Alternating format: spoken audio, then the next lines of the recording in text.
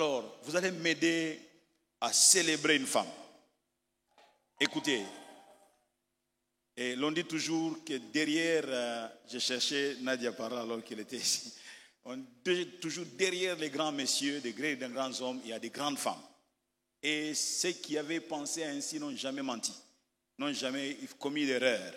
Et je peux vous assurer que quand un monsieur se marie, et si c'est bien marié, on peut commencer à constater les changements. Les changements dans sa manière de se coiffer, il laissait les cheveux en désordre. Désormais, les cheveux sont en place. Maman, si ton mari est marié avec des cheveux en désordre, on doit se poser la question, est-ce qu'il est marié? Les cheveux en désordre, s'habiller comme un arc-en-ciel. Donc, tout ça, ça s'arrête quand il y a une femme qui entre dans la vie de quelqu'un, n'est-ce pas? Sa manière de manger, s'il n'avait pas appris de bonnes habitudes, la femme va lui apporter de bonnes habitudes. Tu es un monsieur, il faut savoir manger en ayant la bouche fermée. On mâche en ayant la bouche fermée. On ne mâche pas comme ça. On mâche en ayant la bouche fermée. Et voici de quelle manière on se tient. La femme joue un grand rôle. Il y a d'autres messieurs, oui, ils ont bien grandi, mais en tout cas, généralement, les hommes sont vraiment des wayambars. Alors, les femmes viennent ajuster les choses, équilibrer les choses, n'est-ce pas? Et il y a un monsieur, depuis plus de 30 ans, s'est engagé avec une excellente, merveilleuse femme, et qui fait qu'il a connu pas mal de changements dans sa vie, et quel soutien dans le cadre de son ministère, de son travail. Et cet homme est toujours reconnaissant de cette part que cette femme a apportée, continue à apporter dans sa vie. Et le souhait de ces messieurs, c'est qu'ils vieillissent ensemble. Donc, ils soient toujours main dans la main ensemble. Alors, vous allez m'aider à célébrer cette merveilleuse femme. Les Américains disent first lady.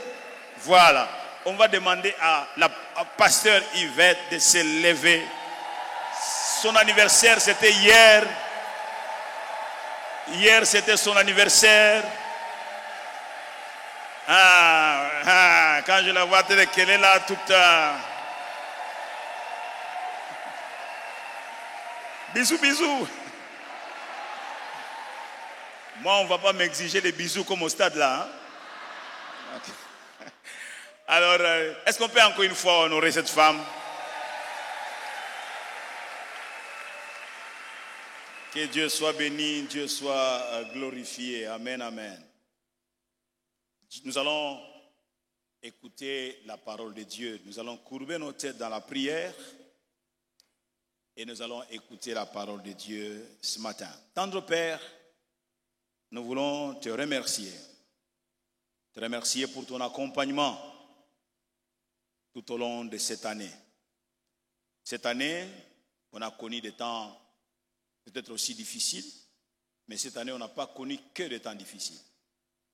Cette année, on a connu des moments où nous t'avons vu à l'œuvre. Nous t'avons vu à l'œuvre dans nos vies.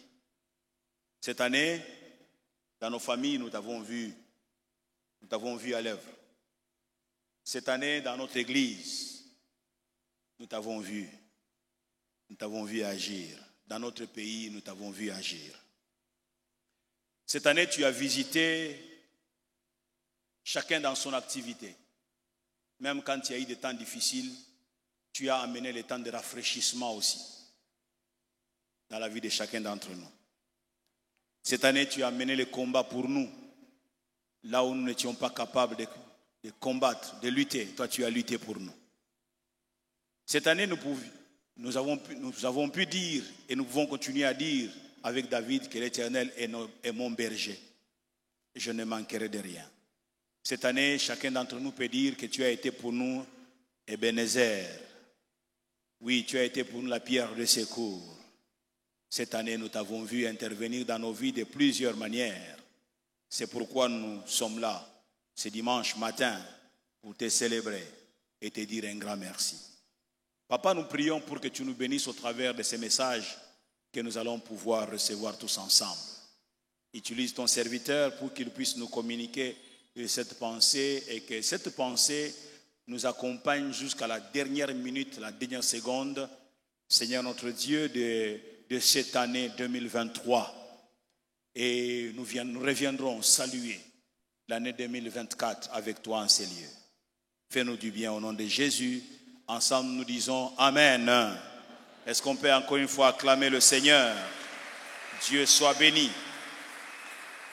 Alors, je vais nous donner 2 textes bibliques que nous allons lire. Le tout premier, nous le lirons dans Marc, au chapitre 3, verset 13 jusqu'au verset 15. Je disais Marc 3, verset 13 jusqu'au verset 15.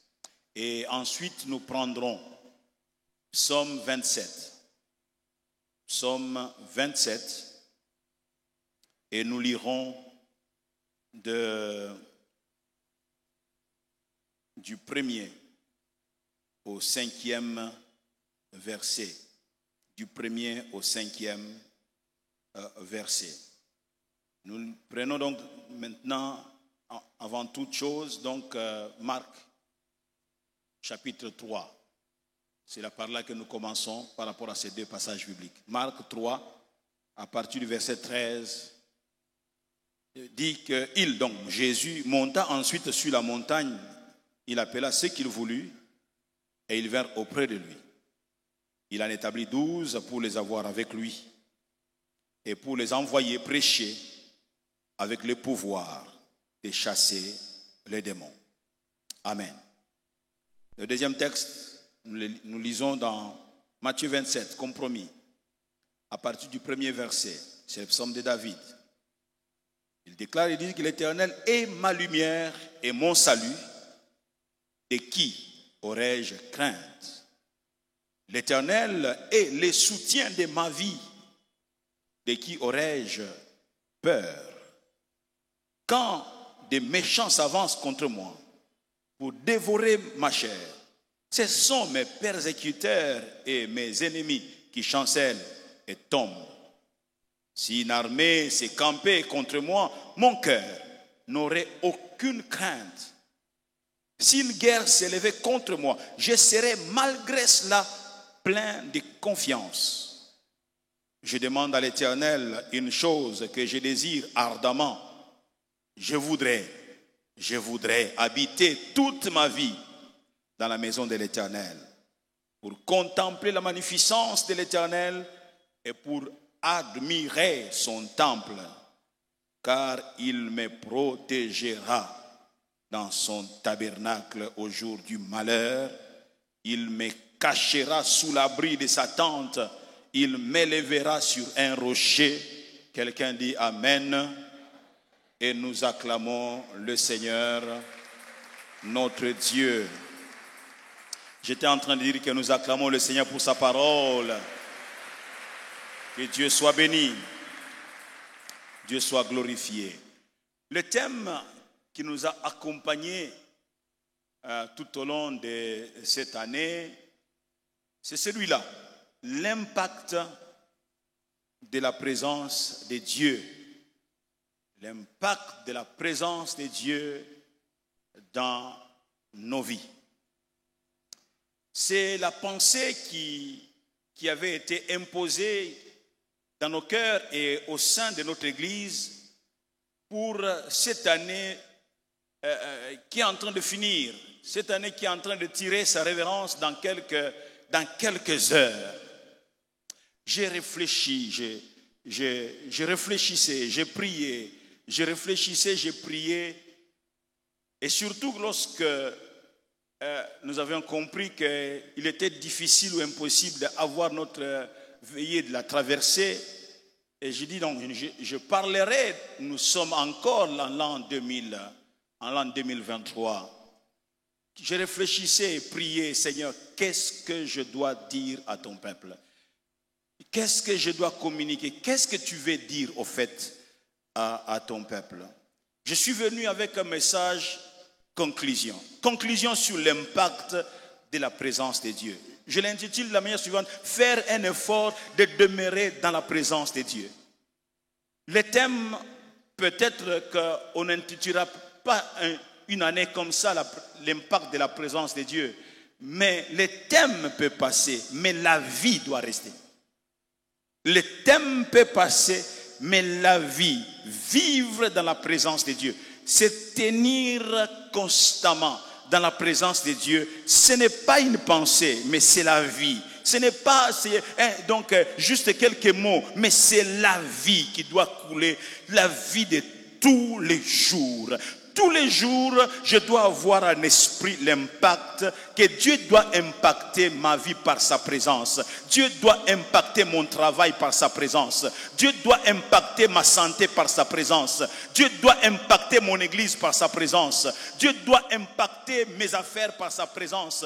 Dieu doit impacter mon pays par sa présence. La présence de Dieu est quelque chose, si je puis me permettre de parler ainsi, qui doit être recherché au quotidien.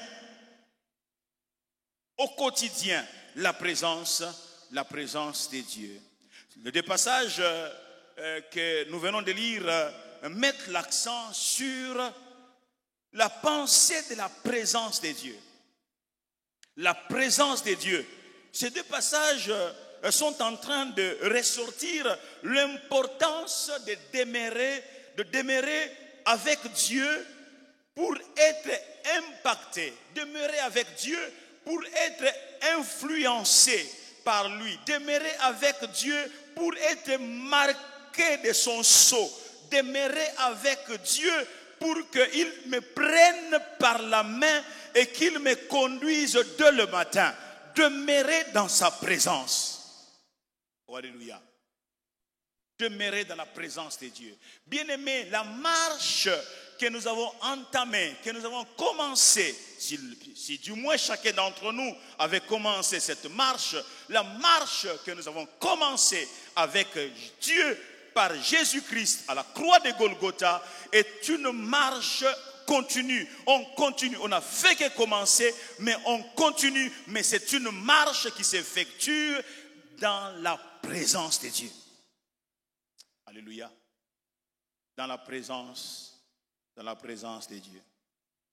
Oui, demeurer avec Dieu pour être impacté, influencé par lui. Le verbe demeurer veut dire résider, excusez-moi. Résider. Quand on parle de demeurer, on parle de résider. On parle d'habiter dans un lieu. Résider, habiter. Demeurer dans la présence de Dieu, c'est vraiment résider dans sa présence. C'est vraiment habiter dans sa présence. Habiter la présence de Dieu. Rester dans la présence de Dieu. Il n'y a pas une seule seconde où tu dois être absent de la présence de Dieu. Pasteur, comment cela? Dois-je rester constamment dans ces lieux? Et c'est ainsi que je demeurerai constamment devant le Seigneur?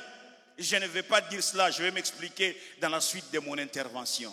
Mais ton esprit, ta vie entière doit être consciente de la présence de Dieu. Pas un instant où tu ne dois pas être conscient de la présence de Dieu. Quand tu te réveilles le matin, lorsque tu sautes et que ton sommeil s'est arrêté, à quoi tu penses en premier? À quoi tu penses en premier? Lorsque ton sommeil se coupe à 1 heure, à 2 heures, à 3 heures du matin, ta pensée va où c'est dès que tu t'es réveillé? Je ne sais pas si ça se passe différemment avec vous. Dès que je me réveille, c'est Dieu. Dès que je me réveille, c'est Dieu. Et des fois même, tu te réveilles, tu te rends compte que tu étais en train de chanter dans ton sommeil, que tu étais en train de prier dans ton sommeil. Je ne sais pas si ça se passe différemment avec vous. Être conscient de la présence de Dieu. Bien-aimé, lorsque tu demeures présent devant le Seigneur, bien-aimé, qui peut lever sa main et te toucher? Parce que toi, tu es dans la présence de Dieu. Quel est celui qui peut venir intentionnellement pour te faire du mal alors que tu es dans la présence de Dieu? Être dans la présence de Dieu. Plusieurs n'ont pas compris ça. Plusieurs, tout en se disant qu'ils sont chrétiens, mais ne sont que des religieux. Parce qu'au fait, être dans la présence de Dieu, c'est seulement lorsqu'ils vont pour prier. Ils viennent au temple. Et même comme plusieurs n'ont même pas le temps d'être au temple, donc c'est-à-dire qu'il faut même 2 semaines, 3 semaines, il n'a pas été dans la présence de Dieu, il a mené sa vie. Est-ce que tu peux comprendre quel courage tu as de mener ta vie sans Dieu?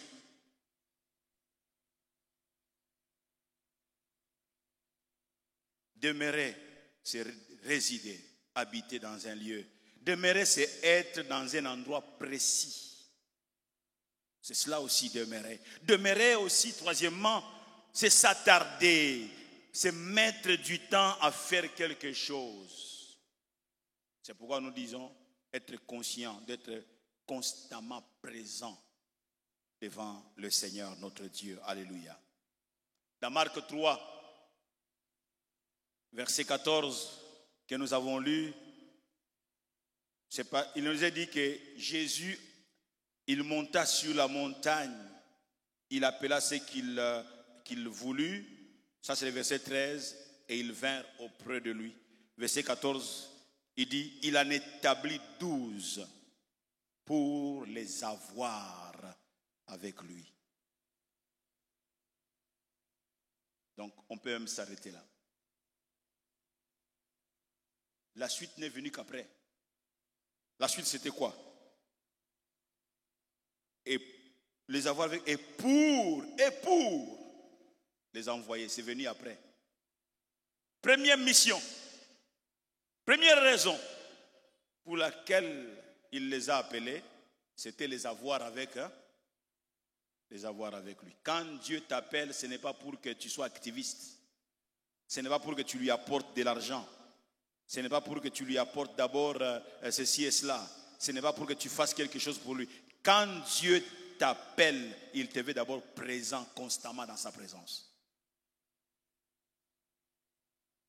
Des fois, tu penses corrompre Dieu en lui amenant une bonne offrande. Dieu n'est pas contre. Nous ne sommes pas. Ce n'est même pas le pasteur Kali qui sera contre que tu amènes une bonne offrande. Parce que pour faire tout ce qu'on fait là, il faut y avoir beaucoup d'argent. Mais si Kali n'a que des gens qui amènent que l'argent, mais qui ne sont pas présents devant le Seigneur, il a fait un travail inutile. Est-ce que tu es présent devant le Seigneur? On pouvait pas dire Élie le Tishbite, celui qui se tient devant le Seigneur. Élie, il se tient devant le Seigneur. Il en établit 12 pour les avoir avec lui. En d'autres termes, pour résider avec lui et pour demeurer avec lui. Et Semeur dit qu'il désigna ainsi 12 hommes qu'il nomma apôtres et qui devaient être constamment avec lui. C'est ce que Semeur dit. Qui devaient être constamment avec lui. Jésus voulait former ses disciples, non seulement par l'enseignement, c'est-à-dire par la parole, mais aussi par sa propre vie. Il a donné sa vie en exemple. Il a voulu les former non seulement par le dire, non seulement par la parole, non seulement par l'enseignement, mais aussi et surtout par sa vie. C'est là que moi j'ai l'habitude de dire que l'évangile vécu a beaucoup plus de puissance que l'évangile prêché. Si ta vie ne prêche pas, alors ton évangile est inutile. Ta vie doit être l'évangile. Alléluia. Je disais que ta vie doit être l'évangile. Ta vie doit refléter l'évangile. Ta vie doit refléter la parole de Dieu. Il est important que lorsque les gens te regardent, ils sont en train de lire l'évangile. Mais si tu déclares des choses sur l'évangile, mais ta vie n'est pas évangile, alors tu es un contre-message.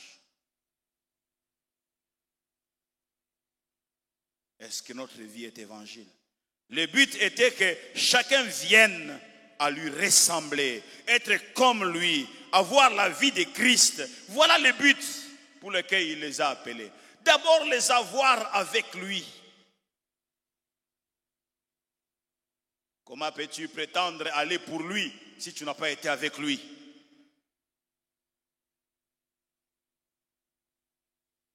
Être avec eux, demeurer avec eux était le temps et l'occasion pour lui de se reproduire dans chacun d'eux. Se reproduire dans chacun d'eux. Il n'était pas pressé de les envoyer. Il savait qu'il va les envoyer, mais il n'était pas pressé de les envoyer. Je vais les envoyer pour qu'ils disent quoi? Je vais les envoyer pour qu'ils représentent quoi? Je vais les envoyer pour qu'ils fassent quoi? Ils doivent être équipés, ils doivent être formés. Mais la meilleure des formations, c'est qu'ils me voient faire, dire, aimer, qu'ils sachent comment ils le feront lorsqu'ils iront à mon nom. C'est dans la présence de Dieu, mes amis, que nous commençons à devenir comme lui. Dans sa présence. Une prière qui ne te change pas, cette prière est une farce. Comment peux-tu dire que tu pries, tu jeûnes, que tu as été à Eyano pendant 10 jours et ton caractère reste inculte, ton caractère reste donc un caractère malade? C'est pas possible. Quand on a été à Eyano, donc on a été dans la présence du Seigneur, Dieu nous vide de nous-mêmes et il nous remplit de lui-même. Il nous vide de notre mauvais caractère. Il nous vide de nos mauvaises pensées. Il nous vide de notre esprit de division, notre esprit de tribalisme, notre esprit de régionalisme. Il nous vide de tout cela.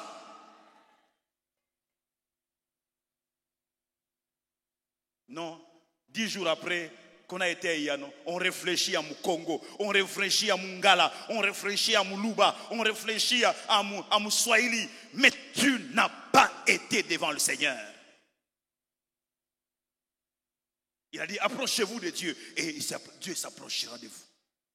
Quand quelqu'un s'approchait, Dieu lui dit, Moïse. Comme pour lui dire, stop net.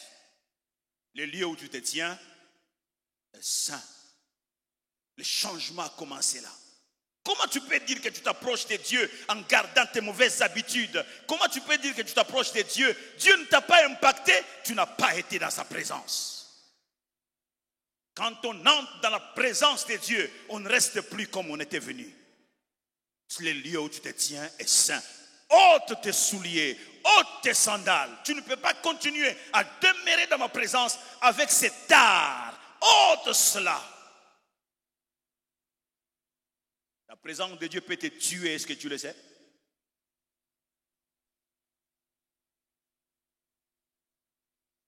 Oh, je veux la présence de Dieu dans ma vie. Je veux la présence de Dieu dans mon église. Je veux la présence de Dieu dans ma maison, dans ma famille. Je veux la présence de Dieu qu'elle m'accompagne dans mon ministère, dans mon travail, dans mes affaires. Je veux la présence de Dieu, bien aimé, dans la vie de mes enfants. Mais cette présence de Dieu a une exigence. La présence de Dieu. Jésus savait que ces 12 iront un jour en son nom. Il fallait donc tout faire et s'assurer que quand ça arrivera, que ceux qui iront en son nom puissent réellement y aller en son nom, comme si c'était lui-même, Jésus qui y allait. Vous vous souvenez, quelques temps après, ils ont déjà fait du chemin avec Jésus-Christ. Et Jésus-Christ s'est dit, non, aujourd'hui, ce n'est pas moi qui vais. Je ne vais pas aller là où je vais l'habitude d'aller prêcher l'évangile et prier pour les malades, rechasser les esprits. Il les envoya 2 à 2, un genre de stage. Ils sont allés sans lui. Lisez bien la Bible. Ils sont allés ce jour-là sans lui. Jésus est resté en arrière. Je ne sais pas pourquoi il était resté. Était-il resté en intercession? Point d'interrogation, la Bible ne dit rien.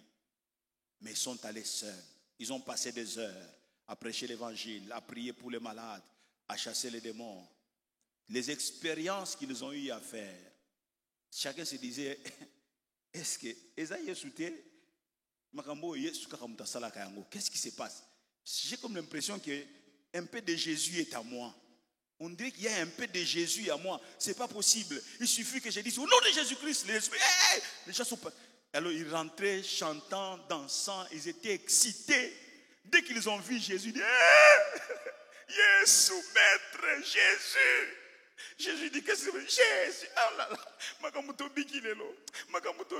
les choses qu'on a vécues aujourd'hui, les choses, tu sais, quand tu nous amènes là, les choses que tu as toujours fait, c'est ce que nous avons. Les démons même nous sont soumis. Écoutez ce qu'ils disent. Même les démons, il dit, les démons, mais c'est à toi qui se soumettent. Mais même les démons nous sont soumis. Jésus-Christ dit, je voyais Satan tomber comme un éclair. Quand vous étiez en train de chasser les esprits là, il dit, j'étais en train de voir. J'étais en train de vous voir à l'œuvre. Mais il fait un bémol et dit, ne vous réjouissez pas parce que les démons vous sont soumis. Réjouissez-vous parce que vos noms sont inscrits dans les livres de vie. Réjouissez-vous parce que vous demeurez constamment devant votre Père. Alléluia. Alléluia. Ils iront un jour à mon nom. Mais pour y aller, ça doit être moi-même. Je me multiplie en eux. Je me déverse en eux. Et il est important que tu apprennes à dire ça à Dieu. Vide-moi de moi-même. Mais remplis-moi de toi, Seigneur. Vide-moi de ces caractères sales. Vide-moi de ces comportements mauvais. Vide-moi de cet esprit de jalousie. Vide-moi de cet esprit de tribalisme. Vide-moi, Seigneur, de ceci. Je veux que tu sois plein à moi. Bien-aimés, ceux qui iront au ciel, ce sont des dieux qui iront au ciel. Je choque quelqu'un? Ça dit que ces gens, des gens qui auront ressemblé à Christ, qui vont aller au ciel.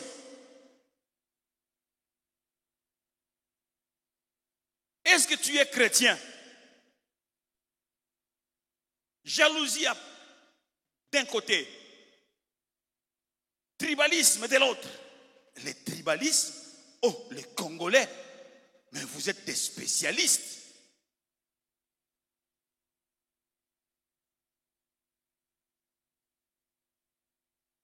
Et ces virus rongent même certaines églises.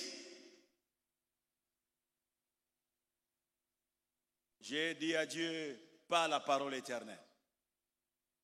Pas, est-ce que vous m'entendez? Pas à la parole éternelle.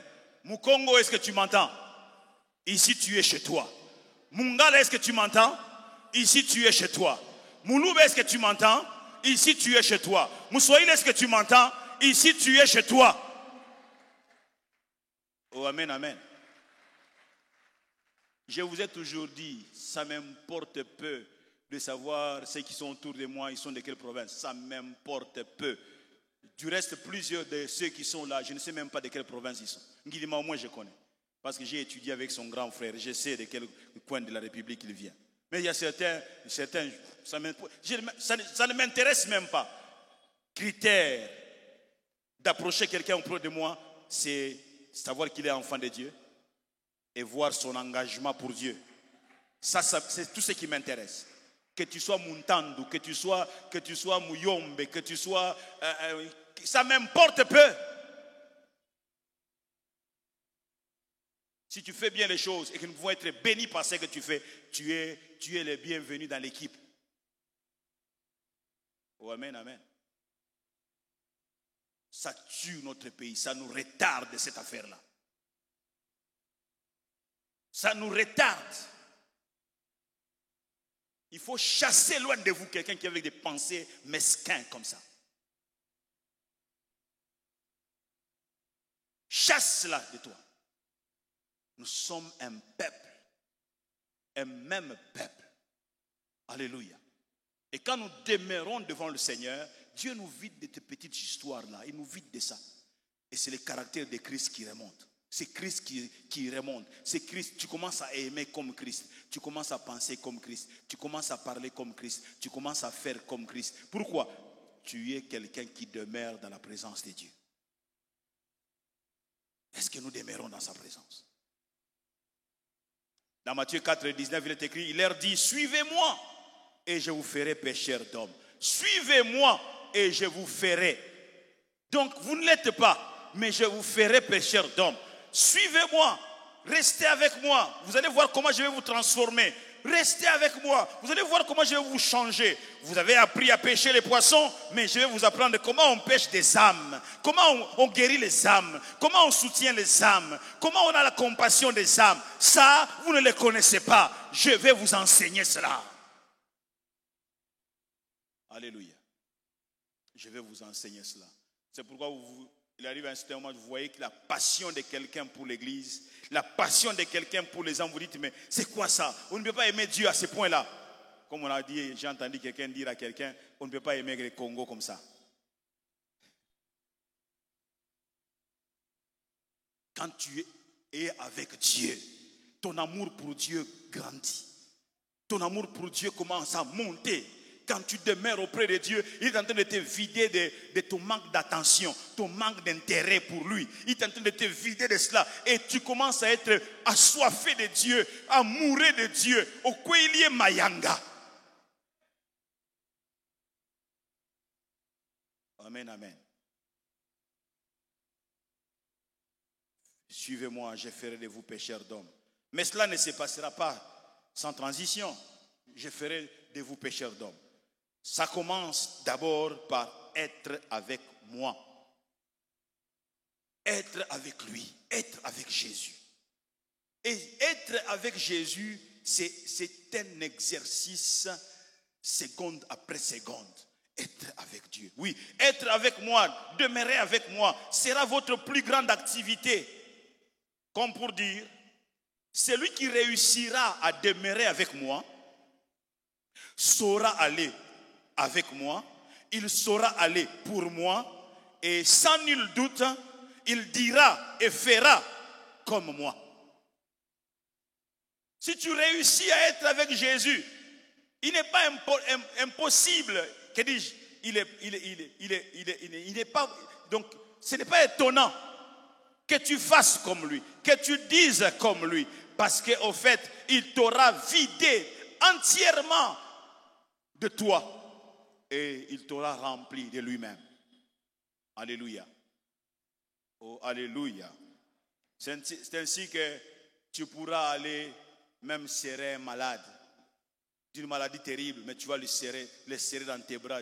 C'est un élan que, humainement parlant, tu ne peux pas avoir, mais Christ place ça en toi. Être avec Jésus. Souvenez-vous que ne peut aller pour lui que celui qui a été avec lui. Ne peut aller pour lui que celui qui a été impacté par lui. Ne peut aller pour lui que celui qui a été influencé par lui. Ne peut aller pour lui que celui qui a été rendu semblable à lui. Ne peut aller pour lui que celui qui s'est dilué en lui. C'est-à-dire celui qui est mort en lui-même. Tu dois mourir à toi-même. Écoutez ce que l'apôtre Paul est en train de dire lorsqu'il parle, donc s'adresse à l'église des Galates au chapitre 2, verset 20. Il dit ceci: j'ai été crucifié avec Christ. Et si je vis, ce n'est plus moi qui vis, c'est Christ qui vit en moi. Si je vis maintenant dans la chair, je vis dans la foi au Fils de Dieu qui m'a aimé et qui s'est livré lui-même pour moi. Alléluia. Il dit ici, il dit, j'ai été crucifié avec Christ. Et si je vis, ce n'est plus moi qui vis, c'est Christ qui vit en moi. Attention, ce n'est pas parce que tu lis ça que automatiquement ça se passe dans ta vie. Il faut demeurer devant lui. Il va te vider, il va te vider. Tu vas cesser de vivre. Le monde n'a pas besoin de toi. Est-ce que tu m'entends? Le monde n'a pas besoin de moi.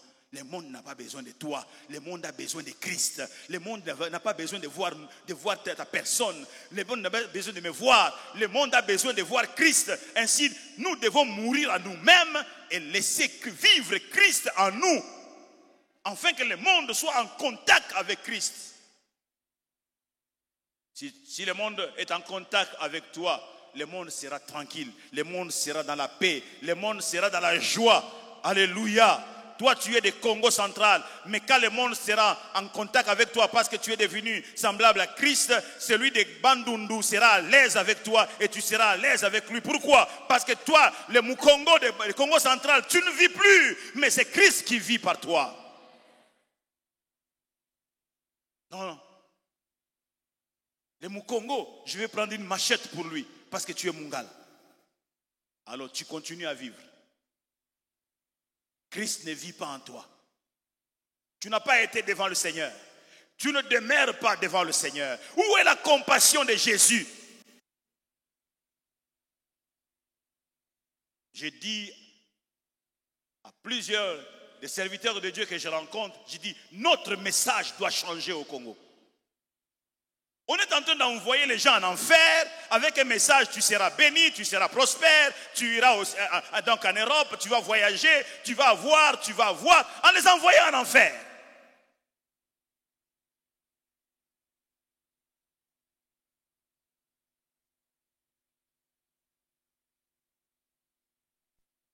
Vous irez au ciel? Je vous pose à vous la question, vous qui venez ici. Vous irez au ciel? Vous pensez bien? Vous y croyez vraiment que vous irez au ciel?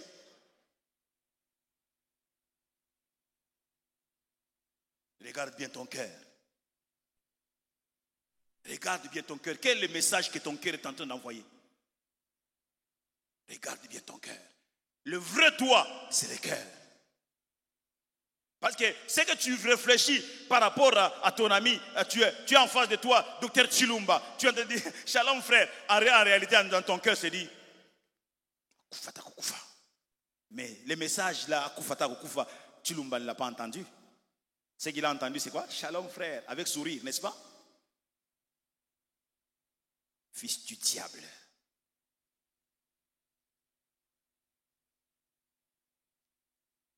Il y a un problème dans mon pays. Un sérieux problème. Mais moi, à la parole éternelle, dans la parcelle des responsabilités que Dieu m'a donnée, je ne veux pas envoyer les gens en enfer. Vous pensez que c'est de la blague, l'enfer? L'enfer est une réalité, mes amis. Il ne faut pas blaguer avec ça. Alléluia. 4 affirmations autour de demeurer avec lui dans sa présence. Bien avant cela, j'aimerais d'abord dire ceci. Demeurer dans sa présence passe par 3 choses. Une vie de prière, l'attachement à la parole de Dieu. Demeurer dans sa présence passe par 3 choses. Je viens d'en citer 2. Une vie de prière, l'attachement à la parole de Dieu. Est-ce que tu es attaché à ces 2 choses?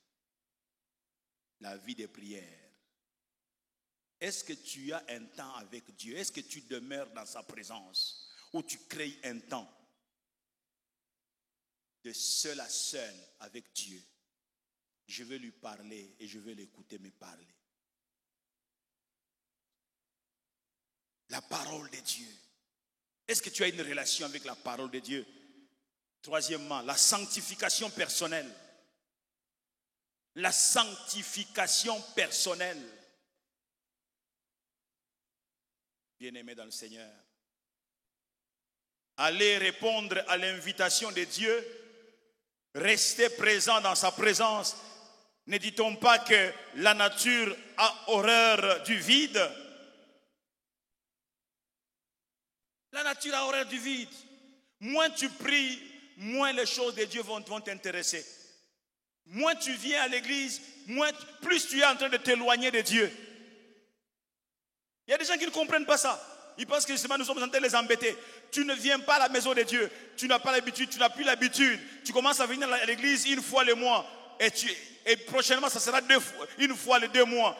Tu vas commencer à perdre les habitudes de l'église, les habitudes de Christ. C'est comme un bois. Vous savez, quand nous venons dans la maison de Dieu, nous sommes comme des bois qui viennent de partout, qui entrent dans les foyers de feu. C'est pour réchauffer nos bois. C'est pour encore enflammer nos bois. Lorsque nous nous retirons, nous allons dans nos maisons, nous quittons le foyer. Il ne faut pas y aller, rester longtemps. Ton bois le feu va s'éteindre et il n'y aura plus rien.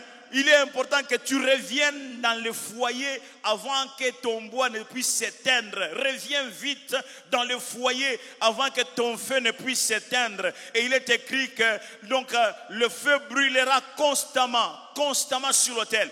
Ton autel à toi, l'autel de ta vie, est-ce que le feu brûle constamment? Toi, tu es parti dans tes affaires. Je suis occupé, non, je n'ai pas le temps. Et ton feu s'éteint là-bas. Et tu commences à vivre comme un païen. Et tu commets des dégâts. Le temps que tu reviens dans le foyer, tu as déjà commis des dégâts sans nombre.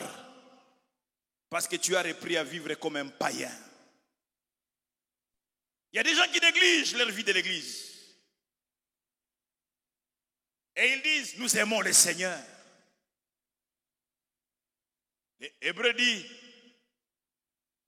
n'abandonnez pas vos assemblées. Je ne sais pas si cette parole est dans vos Bibles.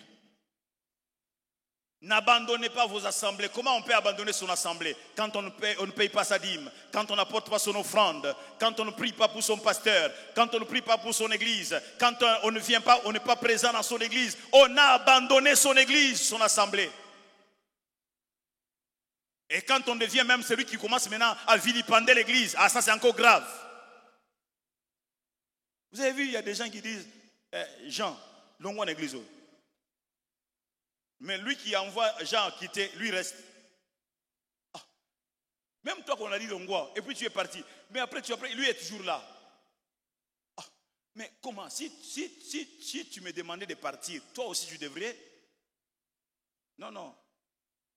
C'est toi. Au fait, c'est quoi? Il est jaloux de l'œuvre de Christ. Il ne veut pas que ça marche. Son travail de lui, c'est s'aimer les mauvaises pensées dans les chefs d'État, dans les chefs des gens, parler du mal du pasteur, parler du mal de tes responsables. Il est content quand les gens partent. Lui, il est là. C'est le défenseur. Dieu s'occupera de toi. Il a dit quoi? Je bâtirai mon église. Et même le séjour des morts ne prévaudront pas contre elle. Ce n'est pas un homme qui bâtit l'église. Vous vous trompez. Cette histoire-là, oh, Kali, c'est un petit monsieur comme ça. Il y a les grands pasteurs des brebis qui sont à cet endroit. C'est lui qui s'occupe de l'église. Alléluia. Oh, demeurez dans sa présence. J'aurais voulu continuer à parler. Allez répondre à l'invitation de Dieu. Restez dans la présence de Dieu. Bien-aimés, regardez la relation d'un homme marié et de sa femme. Lorsqu'ils s'éloignent, ils commencent à perdre l'affinité. C'est pas vrai? Je suis contre cette histoire. Non, Natindi moi si nangana poto.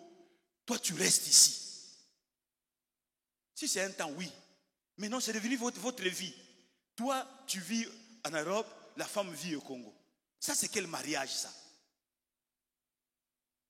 Et dernièrement, je venais d'apprendre une femme, le mari l'a évacuée, a réussi à l'amener en Europe. Il dit, je suis en train de suivre. 6 mois passent, 1 année passe, 2 ans passent, 3 ans passent, 5 ans passent. La 6e année, la femme écrit, non, Moutamoutamoua mene vinaye. Mais oui. Pourquoi? Parce qu'elle a perdu de ce que toi tu es pour elle. C'est-à-dire quoi? Elle a trouvé il y a un rapprochement avec quelqu'un d'autre. Elle se sent très à l'aise.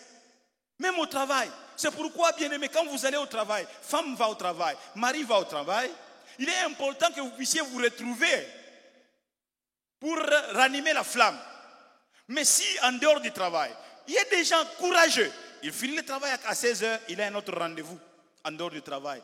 Ils sont où c'est? À Capella. Sans sa femme. Maintenant à Capella, oh non, c'est vraiment les clics d'amis, vous voyez, on a grandi ensemble. Mais tu laisses ta femme derrière. Ça fait 1 semaine, ça fait 1 mois, ça fait 6 mois. C'est devenu ta vie. Elle reste à la maison. Mais elle va commencer à se dire, mais ma vie c'est quoi? Ma vie c'était en rapport avec ces messieurs. Maintenant ces messieurs-là m'ont échappé. Bien aimé, quand on ne demeure pas dans la présence de l'autre, vous commencez à devenir des étrangers l'un l'autre. Oh, vous commencez à devenir des étrangers l'un l'autre. C'est pourquoi même certaines femmes en Europe disent Yo tindara rambongo me reste là. Comme pour dire je n'ai plus besoin de toi. Mais financer cette vie que je mène maintenant. Finance cette vie que je mène. Bien aimé, le mariage c'est fait pour être ensemble. Est-ce que les mariés m'entendent? Non, non, même si votre amène n'est pas au niveau, vous devez savoir, les mariés sont faits pour rester ensemble, vivre ensemble. Ce n'est pas que nous nous retrouvons pour 2 mois au courant de l'année et les autres mois, chacun est dans son côté. Attention, on va te remplacer. J'ai dit quoi? On va te remplacer. Je ne suis pas contre le travail, hein. La femme. Attention, fais attention là où tu pars. Imagine-toi, tu pars chez toi à 6 heures. Tu reviens à 17 heures. Chaque jour. Et ton mari, lui, revient à 19 heures. Donc, tu passes du temps plus avec les gens au bureau. Et tu commences à te sentir à l'aise. Tu connais même le parfum de ces messieurs-là. Ah ah.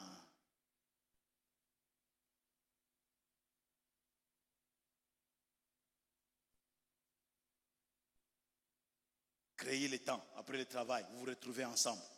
Amen, amen. Vous sortez ensemble. Vous êtes ensemble. Tu viens récupérer ta femme. Même si tu dois sortir, mais viens d'abord récupérer ta femme. Chérie, tu es de quel côté? Je viens te chercher. Puisque tu veux rester dans la présence de ta femme. Tu veux rester dans la présence de ton mari. Oui ou non? Non, non, toi tu commences maintenant à te sentir mal à l'aise quand il vient. Ah, pourquoi il rentrer plus tôt comme ça? Alors, est-ce qu'il y a encore mariage? Est-ce qu'il y a encore mariage? 30 ans après, il faut que tu sois amoureux de ta femme. Amen, amen. Quand je parle de choses comme ça, je change d'endroit où il faut regarder. Il faut travailler sur ça. Pourquoi? Il faut rester dans la présence de ta femme. Il faut rester avec ta femme. Oh non, non, il y a des pasteurs là. Donc lui, il voyage toujours seul. Toujours seul. La femme toujours derrière. Il part 2 mois. Il part 3 mois. Et si ça commence comme ça avec Kali Toyebeli Yoboete, maman n'a pas sorti qui est côté.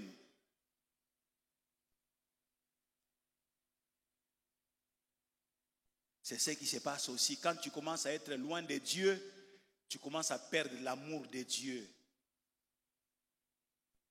Amen, amen. Quand tu commences, tu ne vois plus l'importance de venir à l'église, tu es en train de perdre l'amour de Dieu. Tu ne le comprends pas. Tu es en train de perdre l'amour de Dieu.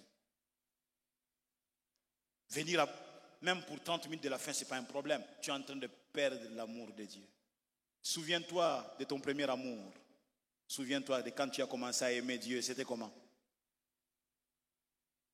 Maintenant, tu es devenu un vieux chrétien.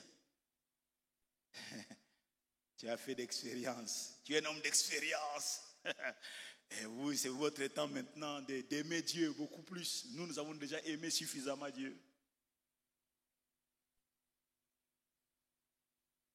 Aller à la maison fréquemment nous aide. Aller à la maison de Dieu nous aide à développer les 3 choses si haut. Une vie de prière, l'attachement à la parole de Dieu, la sanctification personnelle. Laissez-moi au moins toucher quelque chose sur ce psaume 27, 4, pour que ce psaume ne se fâche pas. Tu m'as lu pour rien. Demeurer avec lui, habiter avec lui et dans sa présence implique la connexion avec lui. Soyons connectés, restons connectés à notre Dieu. Ainsi nous porterons des fruits qui demeurent. Apprenons à aller toujours répondre à son invitation, répondre à son appel. Demeurons dans son intimité. Et le verset 4 de Psaume 27 dit, David fait une seule demande à l'Éternel qu'il désire ardemment. Je voudrais habiter toute ma vie dans la maison de l'Éternel pour contempler la magnificence de l'Éternel et pour admirer son temple. Quand David parle de la maison de l'Éternel ou de son temple, il est en train de faire allusion à la présence de Dieu. Le plus grand désir de David, c'est de vivre à chaque instant dans cette présence-là. La présence de Dieu. Alléluia. Je demande qu'une chose